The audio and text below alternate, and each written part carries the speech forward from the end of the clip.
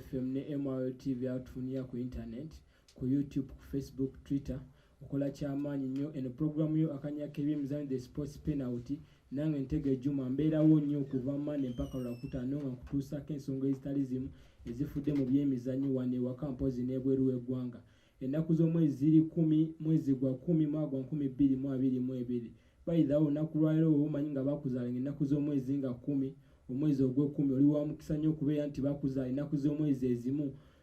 n'omusambi yasambyako ttiimu y'abanaffe Arsenal gwe bayita Tom Adams ne ttiimu y'abanaffe Abangereza abajjukira obulungi ennyo nti Tony Adams baamuzaala ng'ennaku z'omwezi 10 omwezi ogw'ekumi gwali omwaka gwa 1966 yazannya ttiimu y'abanaffe Abungereza ne ttiimu y'abanaffe Arsenal ng'era akuba center back. Abajjukira obulungi nti Arsenal yasobola okubeera ng'agiwangulira ebikopo bya FA Cup byali 3, ebya League Cup byali 2, osobola okuteekako ekikopo kya UEFA Cup kyali kimu mpozi ne Community Shield ebikopo byali 2. Nti Arsenal yasobola okubeera ng'abasambira omusambi wa mwoyo gwe bayita Tony Adams yasobola okubeera ng'abasambira empiira gyali 5-4 n'abakubira goal zaali 3-2 mpozi ku Bungereza ku national team. Abajjukira obulungi nti nno yatandika okubeera ng'ayitibwa ku national team ya Bungereza omwaka gwa 1836 mpaka gwa 1936 mpaka mu 2000. Abajjukira obulungi nti yasobola okubeera ng'abasambira empiira gyali 66 n'asobola okubeera ng'abakubira goal zaali 5 zokka. Yo omusambi gwe bayita Tony Adams abamumanyi obulungi nti obamanyi nga bakuza ennaku z'omwezi ezimu olunaku olwaleero ennaku z'omwezi nga 10 omwezi ogw'ekumi muli ba mukisa nnyo okubeera nti mwazaalibwa n'omusambi oyo. Nti ogenda kulaba abamanyi kisa bulungi ekyaseno ekya Fly Emirates nti ekigundi ekiri wabweru kisitatu ekyo eky'omusambi Tony Adams ekiri ebweru w'ekisaawe kya Arsenal ekya Fly Emirates. Omusambi oyo Tony Adams gyali nnyo nti mumujjukira bulungi nnyo okuti by the way nti we yava ku mupiira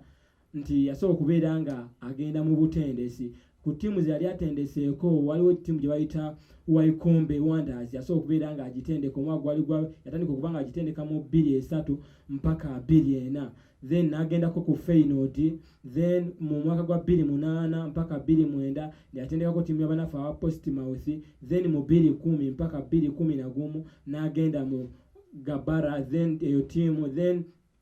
ne Granada asobola okubeera ng'agitendeka mwaka gwa 2017. Ye musambi oyo gwe bayita Tony Adams obanga omanyi bakuza olunaku olwaleero kitegeeza bakuza ennaku z'omwezi ezimu n'ennakinku oyo. Bwe tuba tugenzeko mawulire agafuddeko wano ewaka mu Uganda nti abajjukira obulungi nti weekend yonna kabadde kasavu kanyama nnyo mu ttiimu mu liigi y'abanaffe abaana abawala eya Uganda Women Elite League otwalabidde ttiimu ezimu champion wa season ewedde gwe bayita She Corporate ng'asobola okubeera nga akubwa omupiira omulala kubanga bajjukira obulungi nti nabadde akamala okugwa amaliri n'ettiimu y'abanaffe aba Uganda Matters abaana abawala kati n'agenda okubeera ng'asamba n'ettiimu y'abanaffe aba UCU Lady Cardinals wali eri ku kisaawe kyabwe ku Mobs nti basobola okuba bamukuba goolo zabadde 3-2 naye twebuuza kiki ekireetedde okubeera nti no She Corporate season eno ate okulaba nga yasobola okuba nti esayininga ku basambi ab'amaanyi ate era n'esigaza ku basambi baayo. Osobola okwogera ku basambi nga Favor, osobola okwogera ku basambi nga Spencer, osobola okwogera ku basambi nga Fiona Nabumba oyo Midi naye tulaba ensonga lwaki nti bo season eno bakasamba emipiira giri ena. Abajjukira obulungi batandika ne Makerere okiwulira nga bakyayidde Makerere naye Makerere omupiira gwaggwemu then ne bakyaza ttiimu y'abanaffe aba Kampala Queens we bali ku mbiranye ne basobola okubeera nti no Kampala Queens ebawangula omupiira gwali goolo zaali 2-1. Abajjukira obulungi goolo z'omusambi okwali Nanziri Leste then n'omusambi Captain Shamira Naluja then kati baddako omupiira gwa Uganda Matters era bali bagukulembedde again yani baddamu nakolaki nabakuba nga babagatta omupiira gugwemu then guno omupiira basobola okuba goolo zaadde 3-2 kitegeeza ttiimu y'abanaffe aba She Corporate season eno yakazanya emipiira giri ena ku mipiira omwenda egya first round ekulaze nti ekuŋŋanyiza obubonero 2 tetumanyi naye so kitegeeza She Corporate yo nga yo erina okubeera nga yeetereza then waliwo omupiira ogwabaddeko okunywa n'okukomba esowani omupiira gwa ttiimu y'abanaffe aba Uganda Matters eyo by the season ewedde yasobola okubeera ng'emalira mu kifo kyali kya 3 nti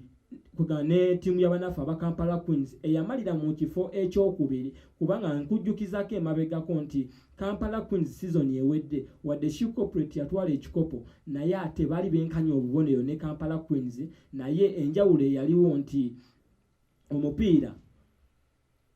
ogwali gusembayo bonna gwe bali basembayo bali balina kwekwata omupiira ogwasobola okubeera nga gwagwa 0-0 naye ate nti She Corporate yali esinga timu y'abanafu aba Kampala Queens goal emu era ekikopo ekyo n'ekitwala era that's why ogenda okulaba nti Fiona Nabumba basobola okumulangirira nga MVP the most valuable player season ewedde kubanga asobola okuba nga atwala ekikopo omupiira gwaliyo lwali lwa mukaaga omupiira gwatandika ssaawa 4 by the way nti omupiira ogwagenda okuggwa ogwa Uganda Matters ne Kampala Queens nga Kampala Queens ku kisaawe kyayo ekya IUIU ng'esobodde okubeera nti ekuba ttiimu y'abanaffe aba Uganda Matters goal 4-1 goal ez'omusambi okuli Restenanziri omusambi oyo by the way nti season eno mu mipiira ena atulaze nti yakakuba goal 4 mu liigi y'abawala season eno atandise bulungi nnyo gwe bayita Restenanziri then goal z'omusambi okwabadde kapteeni waabwe Namuleme n'omusambi okwabadde Asfana Suna bebasobodde okubeera nga bawa ttiimu y'abanaffe aba Kampala Queens win ewaka waayo ku IUIU wekyaliza emipiira gyayo ojagenda mu mupiira ogwo mba nkutemeddemu nti first half yonna okiwulira nti omupiira amazima go nti Uganda Matters eringanga etajja kusamba that's why ntino omupiira gwali mu ddakiika 28 nga Kampala Queens ebala goal 2 ez'omusambi Restenanziri ate ng'ekyewuunyisa omuntu omu yaringanga eyamuterawo assist gwe bayita Kunihira Margaret omwana oyo ku national team akuba omutindo season eno alina mungi nnyo n'emipiira mirala mingi nnyo nnyo egyadde gisambibwa mu Human Elite League naye mbadde nkujjirayo ku mipiira egyabadde eminene n'egyokubeera ntino egyabaddeko nnyembiranye nti Kampala Queens weba esamba ttiimu y'abanafu aba Uganda Matters eyebeera ddabe kitegeeza ttiimu zonna nnene oba osuubira buli ttiimu okuteekawo performance ey'amaanyi then oyogera mu mupiira ogwo ogwa Kampala Queens ne Uganda Matters nti omusambi gwe bayita Kevin ku ttiimu y'abanafu aba Uganda Matters mwana oyo wadde basobodde okubeera nga babakuba goolo zabadde 4-1 naye tomubuusa maaso ku mutindo gwe yabadde ataddewo kitegeeza taba kubeera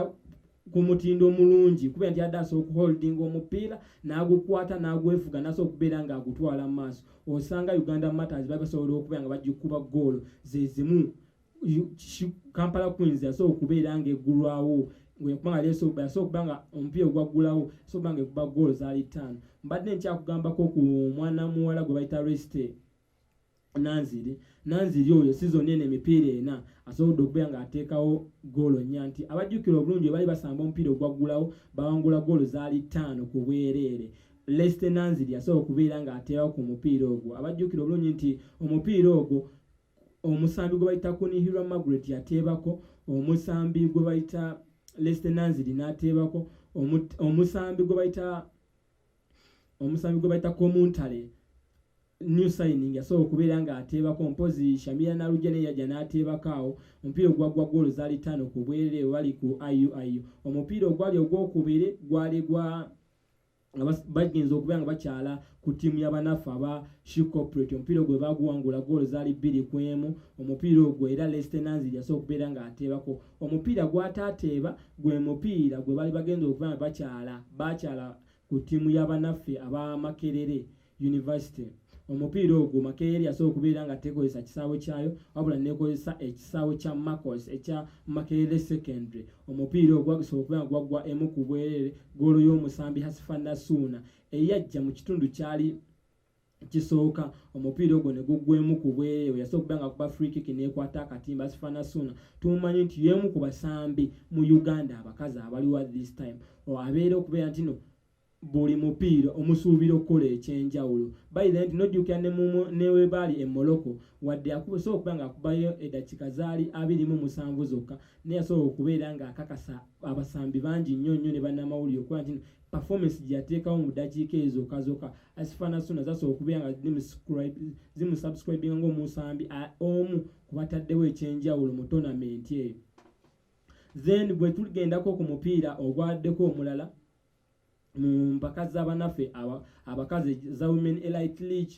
nja kubeera nkuddamu maaso awo embeera nga bunaatufunye obudde nja kubeera nkutemyatemeramu nkwongere ku mipiira emirala egyabaddeyo then bwe tugenda mu masaza cup emipiira egyabadde egy'amasaza cup abajjukira obulungi nti eggulo olunaku lwabadde lwa Sunday zaali nnaku z'omwezi nga 9 ku independence titwasobodde okubeera nga tulaba omupiira ogwabaddeko okwomba okulya okitegeera nti ttiimu y'abannaffe aba Busiro basobodde okubeera nga beekunkumula amagoolo ne ttiimu y'abannaffe aba Singo yasobodde yadda ekyaziza omupiira ogwo naye Singo omupiira ogwo yasobodde okuba nga ekukonteininga obi kubanga yadde eteeba nga ne Busiro bw'eteeba omusambi gwe bayita Joseph yadde ateeba nga then ne Busiro bw'eteeba omupiira kitegeeza nti Singo erina okubeera nga ekyalira ttiimu y'abannaffe aba Busiro ate kitegeeza webanga Busiro esobodde okukulumba ewuwo nekkubirayo goolo 3 ne guggwa maliri kitegeeza omupiira ogwo erina advantage nnyo eneeba ezza ewaka esobole okubeera nga eteekawo performance ejjobba ey'amaanyi omupiira omulala ogwabaddeyo olunaku olwadde olweggulo kubanga tuli ku semi-finals gwabadde wakati wa ttiimu y'abannaffe aba Buddu yabadde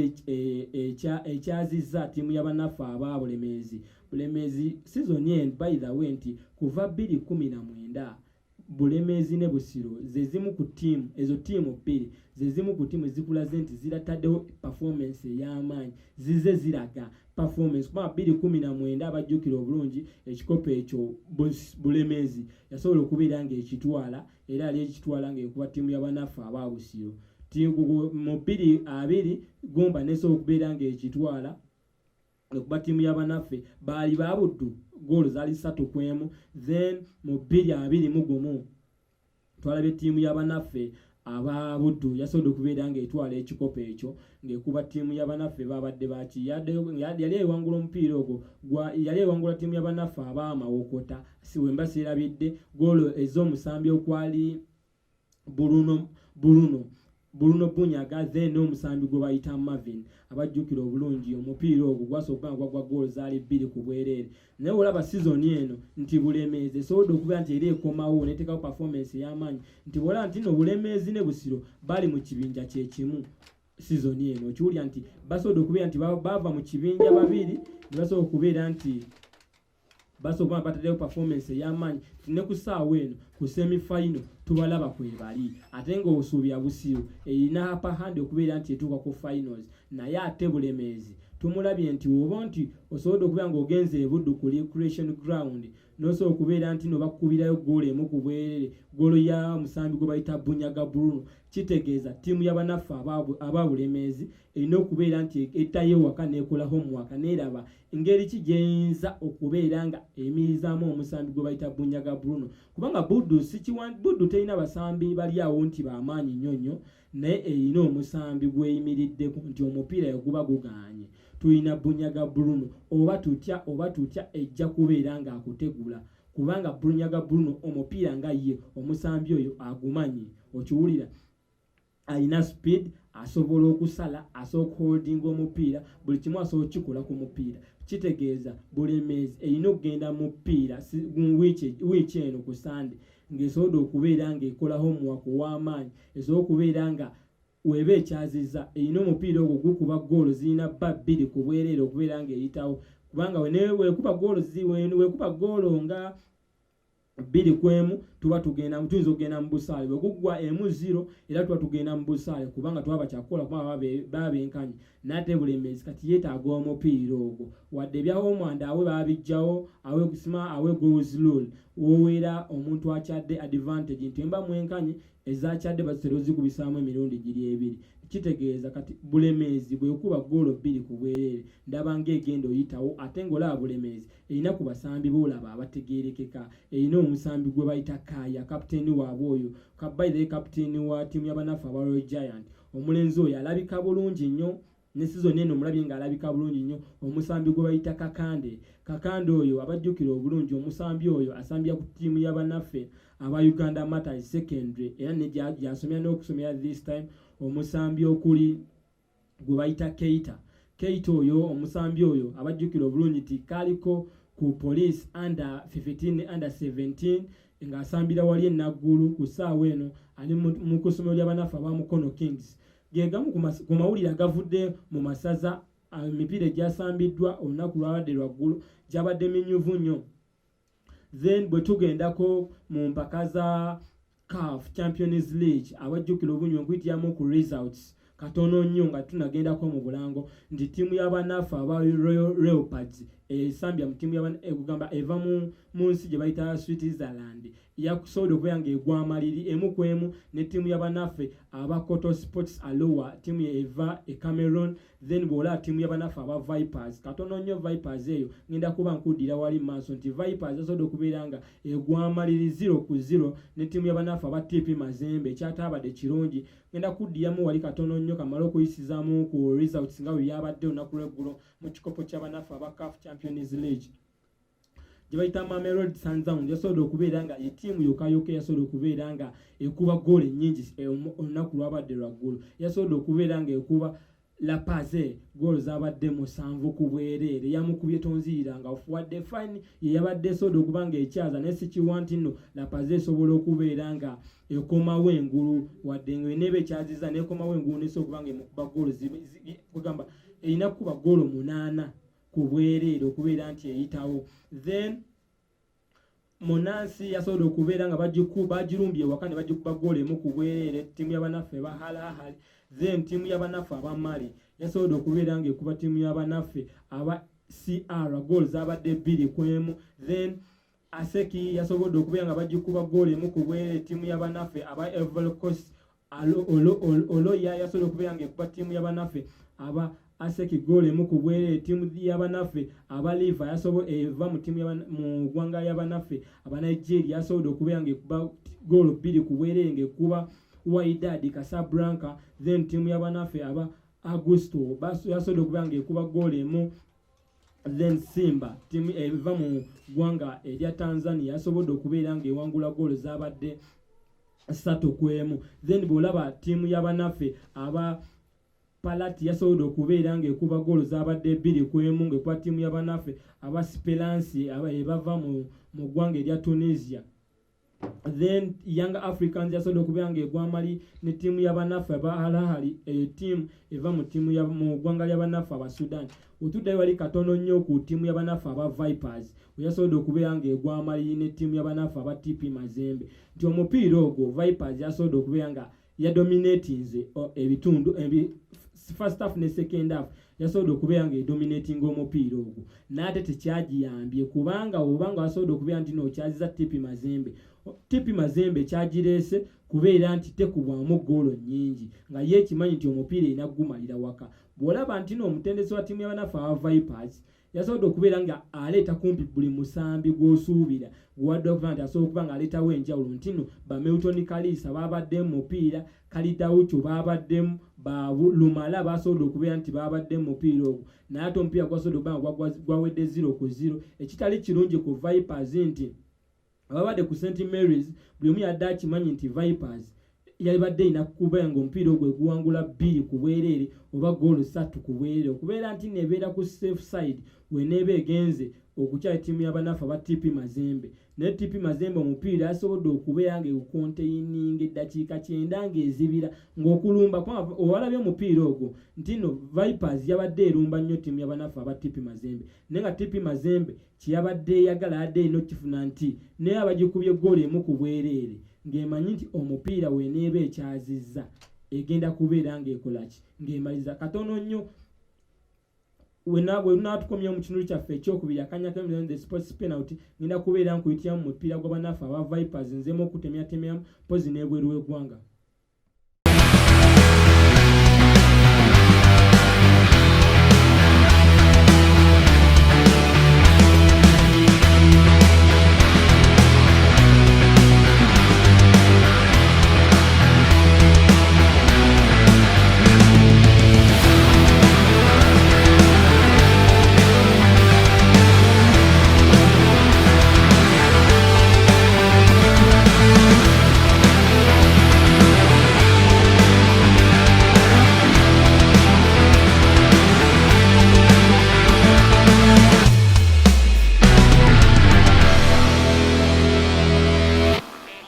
Tukomyewo n'ekitundu kyaffe eky'ebyemizannyo mu kanya k'England sports penalty nange Ntege Juma tukomye mu kino kyaffe ekyokubiri nga mbadde tugende okuwumuliramu nga nkugamba nti no ttiimu y'abanafu aba Vipers yasobodde okubeera ng'egwamalira ggoole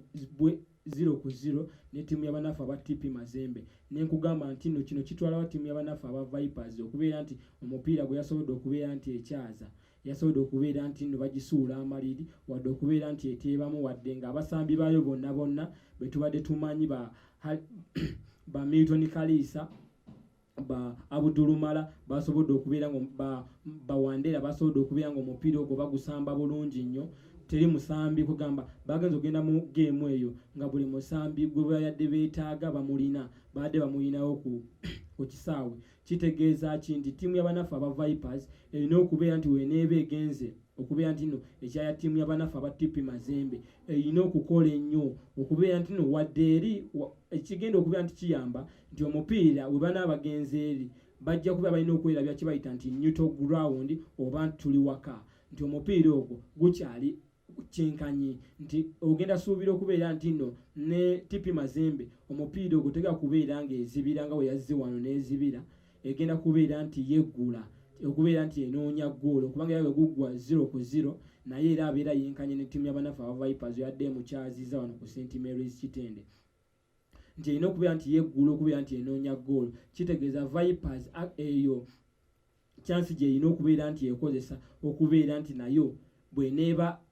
TP Mazembe ereseewo biri ebibangirizi ebyaba full backs baayo namba 2 ne namba 3 tujja bba tubasuubira okubeera nti mupiira ku Sunday bajja beera nti beggula nnyo, ba full backs abo bajja bamalayo nnyo. Kitegeeza erina okubeera nga ekozesa advantage eyo nti no ba full back baba batambudde, erina okubeera nti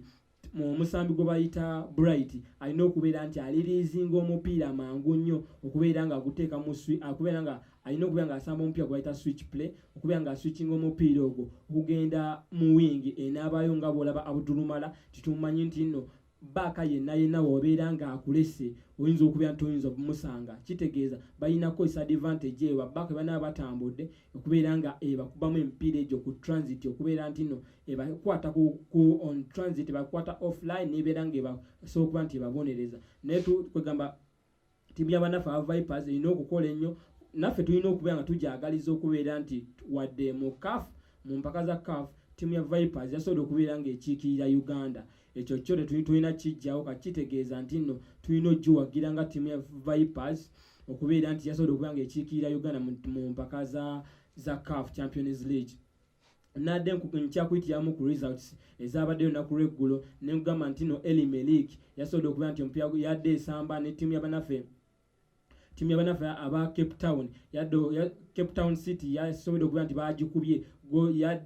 goolo 3 ku bwereere nga ttiimu y'abanafe aba Petro Rwanda yadde bakuba goolo zadde 3 ku bwereere. Then ttiimu eya Central eva mu ggwanga lya Burundi yasobodde okubeera nga ekuba goolo yabaddemu ku bwereere ng'ekuba Zamalek goolo emu ku bwereere. Gyegimu ku mipiira egyo egyaddeyo olunaku lw'eggulo mu mpaka za CAF Champions League egyadde gisambibwa. Then tugendako ebweru w'eggwanga olunaku lw'eggulo emipiira gyabaddeyo mingiko gyaddeyo nga gisambibwa mu English Premier League. Ojjagenda olabe ttiimu y'abanafe aba Crystal Palace yasobodde okubeera ng'ebadde esamba ttiimu y'abanafe aba Leeds United. Omupiira ogwo gwagenza okwomekerezebwa nga Crystal Palace ng'ewangudde goolo ezabadde 2-1. Omusambi omu ku batebedde ttiimu y'abanafe aba Crystal Palace gwe bayita Eduardo yasobodde okubeera ng'abatebya n'abagoolo ey'obuwanguzi. Then omupiira omulala gwabadde gwa wakati wa West Ham ne ttiimu y'abanafe aba Fulham. Omusambi gwe bayita Mikel Antonio oyo sizoni ewedde y'omu ku nsonga lwaki West Ham sizoni ewedde yasobodde okubeera ng'ekola bulungi. Then omusambi omulala yabadde Kabak, omusambi bamuyita Bowen basobodde okubeera nga batebya ttiimu y'abanafe aba West Ham. Then omusambi gwe bayita Andres Pereira abajjukira obulungi omusambi oyo yasambyako mu ttiimu y'abanafe aba Manchester United ne bamuloningako eri mu Flamingo. Omusambi oyo omu Brazil mwana muto myaka 23-24 yasobodde okubeera ng'atebya ttiimu y'abanafe aba Fulham nga wadde basobodde okubeera nga babakuba goolo zabadde 3-1. Then omupiira omulala ogwabadde omunene omupiira wakati wa ttiimu y'abannaffe aba Arsenal ne ttiimu y'abannaffe aba Liverpool nti omupiira ogwo twagenze okugenda mu match eyo nga ttiimu y'abannaffe aba Man City gulo limu yali esobola okuba nti no ewangula omupiira gwayo comfortable ng'ekuba ttiimu y'abannaffe aba Southampton goolo zabadde nnya ku bwereere goolo omusanvu twalabidde Erling Brot Haaland ng'akola ebyafaayo kubeera nti emipiira 9 egya Premier League yasoose kubeera nti no yawezezza goolo ziri 15 mu mipiira 9 gyokka okujagala nti abadde bawangula omupiira ogwo omusambi gwe bayita Foden yasobodde okuba ng'ateebako omusambi gwe bayita Joao Cancelo mpozi n'omusambi gwe bayita Riyad Mahrez then n'omusambi Erling Brot Haaland yakubye goolo ey'okuna twagenze okugenda mu match eyo nga Man City yakulembedde ekibinja nga ensobi yonna Arsenal gyekola okugikuba oba okusuula amaliri kitegeeza ebyegenda bakositinga nti tebagenda bbanga baddayo waggulu ne wagenze n'olaba nti no mu butikiti gwe wabadde 5-8 5-7 omusambi gwe bayita Martinelli yasobodde okubeera ng'akubira ttiimu y'abannaffe aba Arsenal goal then kugamba nti n'omusambi gwe bayita Nunez n'addamu n'ayanukula negubeera emu then omusambi gwe bayita Bukayo Saka nga first half enetera okugwa yasobodde okubeera nga kugamba yeebaka mupiira ogwatredawo omusambi gwe bayita Martinelli omupiira ogwo ne gubeera nga gwawedde first half gwawedde goal zadde 2-1 then second half etwakomyewo nga bamaze okuleetamu omusambi gwe bayita Roberto Firmino Barbosa twamulabye nga ateekawo omupiira kugamba n'ateeba goal nagubeera mupiira guli 2-2 then omusambi Bukayo Saka nasobola okubeera nga afunya ttiimu y'abannaffe aba Arsenal goal ey'okusatu ng'ayita mu kuba penalty abantu abasinga abagamba nti no penalty eyo teyabaddeyo okubeera nti referee Mike Oliver nti penalty gye yagabye bangi nnyo bavudde ne bagyogera nako bayira nti ku ssaawa eno FA eri mu kunoonyereza kugamba obuvuyo obwabaddewo wakati awo nga penalty bakagigaba nti abasambi badde besika ebitogi ne bakola ki kati so FA eri mu kunoonyereza erabe naye nga buli omu yavuddeyo n'agamba nti Mike Oliver penalty eyo gye yagabye teyabaddeyo gye yabidde ttiimu y'abannaffe aba Arsenal wadde nga ne Saliba kyabadde kyekimu nti no basobodde okubeera nga bakwatira mu ntabwe mu Arsenal naye n'atasobola kubeera ng'agaba penalty eyo n'atera nga ekugamba incident yabadde yemu ne Liverpool gye bakoledde mu box yaabwe ba Virgil van Dijk n'okubeera nti yasobodde okubeera ng'awa ttiimu y'abannaffe aba Arsenal penalty Bukayo Saka nasobola nga agiteeba omupiira ogwo ne gugwa goolo zabadde 3-2 omupiira ogwabadde omulala ogwabaddeko okunywa n'okwombeso 1 gwabadde wakati wa ttiimu y'abannaffe aba Everton yadde ekyaliza ttiimu y'abannaffe aba Manchester United omupiira ogwo mu dakika zabadde 5 zokka ng'omusambi Alex Iwobi mu Nigeria yasobodde okubeera ng'akuba benda n'ekwata akatimba ng'akuba David De Gea omupiira ogwo mu dakika ya 5 Everton yasobodde okubeera nga ekulembera omupiira ogwo then mu dakika zaali za 15 omusambi mu Brazil record signing season eno mu Manchester United Anthony Santos yasobodde okubeera ng'afuna equalizer then kino kisuka kyate kinaakugwako omusambi Anthony Martial yasobodde okubeera ng'afunamu obuvune ne bayitamu Cristiano Ronaldo the Santos Savio n'ajja n'asobola okubeera ng'akubira ttiimu y'abannaffe aba Manchester goal ey'okubiri omupiira ogwo first half gwawedde 2-1 era we bakomyewo second half kyekimu omupiira ogwo gwasobodde okubeera nga referee yagenza okukomekereza nga guli goolo 2-1 nga Manchester United ewangudde omupiira ogwo wadde nga abamu bagamba nti goolo ya Marcus Rashford gye yakubye referee n'agita abamu bagamba nti yabaddeyo ate nga referee yagamba omupiira ogwo yasobodde okubeera nga agukwata video assistant referee omupiira ogwo yasobodde okubeera nga goolo eyo agisazaamu ng'agamba Marcus Rashford omupiira gwakonye ku defender wa Everton omupiira ogwo gwamuddidde ku mukono before nga tannaba kukola kikubeera nga ajjako golokipa kuteeba mupiira ogwo wetwalabidde nti mu mupiira ogwo kati nonyo enkuddiyako omupiira gwa Arsenal nti omupiira Arsenal Martinelli yafuuse omusambi ow'okubiri ebungereza okubeera ng'akuba goolo ey'omu bwangu kubanga bajjukira obulungi season ya 2014 awo 2013 awo abajjukira omupiira ogwo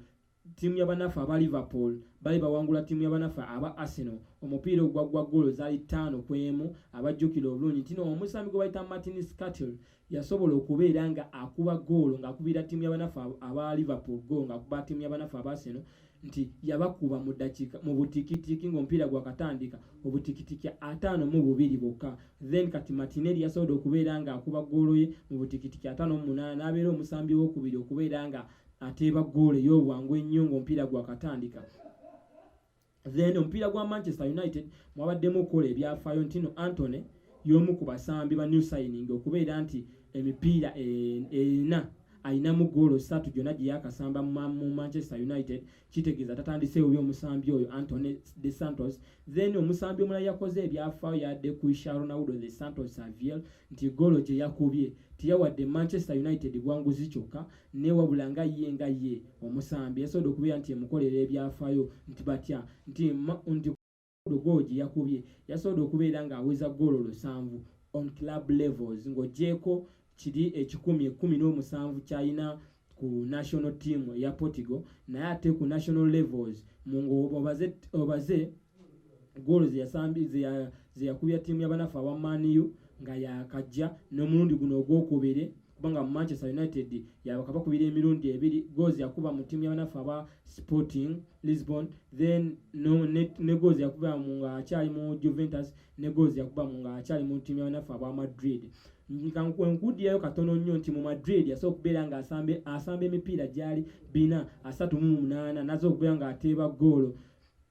4-5 n'abeera omusambi mu Madrid akyasinze okuba goolo ennyingi era kati kikyaliyo Benzema tannaba kukimenyawo sikiwa nti anaakimenyawo. Then mu Manchester United omulundi ogwasooka yasobola okubeera nga akuba emipiira gyali 298 n'akuba goolo zaali 118. Then n'agenda mu Juventus yasobola okubeera nga akuba emipiira gyali 134 n'asobola okubeera nga ateeba goolo zaali 11. Then mu Manchester United season eri ewedde n'eno kubanga ajja season ewedde abajjukira obulungi nga mu ttiimu y'abanafu aba Juventus yakasamba emipiira ewamu wonna giri 48 n'ateeba goolo 26. Then mu Sporting yasobola okubeera nga asamba emipiira gyali 31 nga Manchester United tenamugulayo ng'ebiseera ebyo Manchester United yali etendekebwa omutendesi gwe bayita Sir Alex Ferguson. Ebiseera ebyo yasobola okubeera nga asambya Sporting emipiira gyali 31 n'abakubira goolo 5. Ku national team katono nnyo yakasamba emipiira giri 191 n'akuba goolo ziri mu 17. Yes, kati kimufuula omusambi akyasinze okubeera nga akuba goolo ennyingi ennyo ku club levels mpozi n'okubeera nti ku national team tewali yamenyeyo likodi ey'okubeera nti nno ye musambi akyasinze okuba goolo ennyingi goolo ziri 17. Then ku mawulire agayitaayita nja kugambako nti nno David De Gea omusambi oyo wa Manchester United abajjukira obulungi nti omusambi oyo basobola okubeera nga bamugula obukadde bwali 28 awo wakati wa 28-29 nga bamujja mu ttiimu y'abanafu aba Atletico Madrid. Omutendesi gwe bayita Sir Alex Ferguson yali amugula ng'amugjeyo mu Spain nti bwe yamuleeta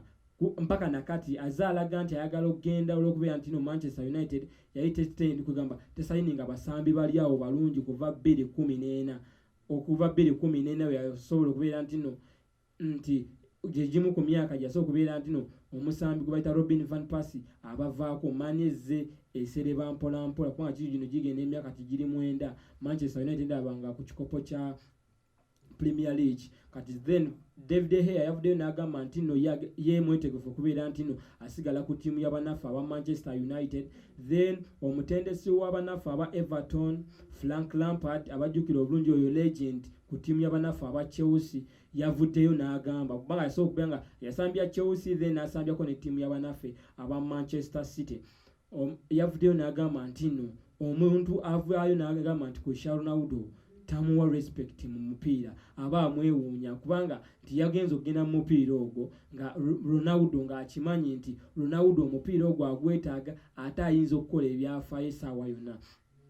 Then Marcus Rashford yavuddeyo naye n'agamba nti no goolo eyo gye basse goolo gye yadde ateeba ey'okusatu nti VAR kugamba tiyabadde fair okuba nti no omupiira yagamba gwamukubye mu kifuba okiwulira wano wakati w'omukono n'ekifuba omukuba omupiira gwamukubye n'ate video assistant referee yasobola okubeera nga avaayo n'agamba nti ye omupiira Marcus Rashford gwamukubye wadde Rashford ye nga bw'okimanyi nti n'abasambi teri muntu ayinza avaayo n'agamba nti goolo yabadde eganyi wadde nga yabadde agiteebye. Then Mikel Arteta Matwini omutendesi wa ttiimu y'abanafu aba Arsenal yasambirako ttiimu y'abanafu aba Arsenal y'omu ku basambi abaasambira ennyo Arsenal. Then agendako mu ttiimu y'abanafu aba Manchester City n'amyuka omusambi gwe bayita Pep Guardiola. Then season eri bali bamaze okugoba omutendesi gwe bayita Unai Emery basobola okubeera nga bayita Mikel Arteta Matwini alina kyayongeddewo ku ttiimu y'abanafu aba Arsenal. Ojja genda be nti nno buli mwaka akulaga nti nno akola improvement wadde nga abasambi tebamuleetera abasambi bali awo b'amaanyi bw'oyinza gamba nti nno ono omusambi ajja kukola ekyenjawulo ennyo. Ojja genda be nti omusambi gwe bayita Gabriel Jesus, omusambi Odegaard, omusambi Saliba, omusambi nga Gabriel Martinelli be basambi boolaba nti nno buli omu akola ekintu kyolaba nti kiri average, buli omu akola kugamba tewali n'omu akola kintu kyanjawulo ku munne. Yavuddeyo n'agamba nti ye musanyufu nnyo okubeera nti nno naye abasambye bubi asobola okubeera nti nno ateekawo omutindo ttiimu yeesobola okuba nti teekawo omutindo ogw'amaanyi nebasobola nga bafuna results. Then omutendesi wa ttiimu y'abanafu aba Liverpool gwe bayita Jurgen Klopp yasobola okuvayo n'agamba nti nno ye kugamba season eno tamanyi ayinza n'okubeera nti ekikopo ye yagambye nti yakyevuddeko season eno tali ku kikopo kugamba ne Champions League alinga agamba nti no tagenda kukiika. Ekyo kugamba kikwewuunyisa nnyo nti no ye ku Liverpool asobola okubeera nti no asobola okyogera n'ate singa abadde ku ttiimu y'abanafu aba Madrid n'avaayo n'ayogera bw'atyo sikiwa nti no basobola okubeera nti bayinza omulinda omupiira yadde ogumu. Then n'amawulire amalala agabadde gayitaayita ojagala nti no Gavin Ferdinand y'omu ku baavaayo oyo legend wa Manchester United ne ttiimu y'abanafe aba Bungereza oyo defender yali nga ayamba shirt 5 yavaayo n'agamba nga ligi netera okutandika n'agamba Erling Braut Haaland wadde Manchester emulezi netagenda beera favored okubeera nti no afitinga mu Premier League nti Premier League teringa Bundesliga nga bwabadde mu La Liga wabadde akikolera eri Germany mu Bundesliga nti no ligi egenda muboola naye yavuddeyo n'agamba nti omusambi ye nga Braut Haaland yeefuddeko n'asobola okubeera nti n'amukakasa. That's why nti no ku ssaawa eno mipiira 9 alina goolo ziri 15. Then FA yavuddeyo kati ku ssaawa eno yavuddeyo eri mu kunoonyereza kugamba ku mupiira gwa Arsenal penalty gye baagiwadde. Then n'omutendesi wa Bungereza gwe bayita Southgate yavuddeyo Gary Southgate yavuddeyo n'agamba nti no wadde World Cup eneeba ewedde yeekata nti agenda kusigalanga yandiyagadde okusigalanga omutendesi wa ttiimu y'abanafe aba Bungereza mpaka season ye bw'eneggwako mu 2014 nti kitegeeza wadde yavuddeyo n'anyonyola n'agamba nti no ku ssaawa eno wadde Bungereza si ennungi ennyo n'ate yandiyagadde nti wadde World Cup eneeba ewedde yandiyagadde okubeera nti